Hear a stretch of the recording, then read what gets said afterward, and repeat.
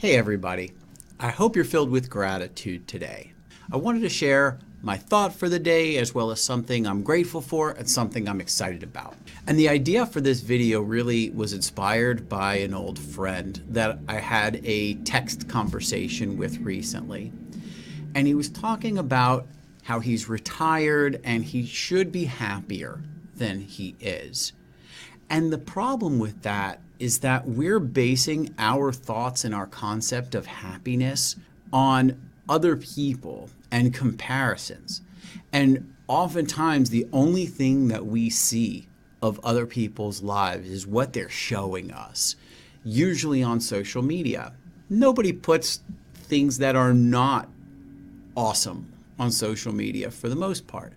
So when you're looking at somebody's social media account and you're seeing that they're the best mother in the world, the best father in the world, they're doing all of these amazing things with their families and their kids, and they're sharing it with you, you're only seeing a snapshot of their lives, and it makes it really hard to compare what you do and your life and your parenting or being a child to somebody else, because it's just not a complete picture. So sometimes people look at the social media side of things and they feel bad about themselves, or they feel like they're less than.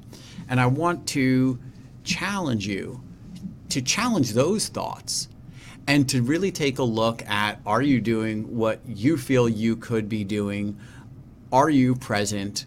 And what are the feelings of the people that you care about? That will provide you better evidence as to how you're doing. Use your own filter. Glenn, if you're listening, I got you.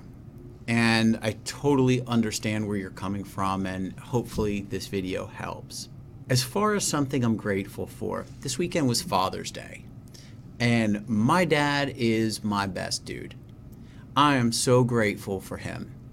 You know, I couldn't be the person that I am. I couldn't appreciate my life, my abilities, my challenges the way that I do if it weren't for the influence, the love, and the relationship that I have with my dad.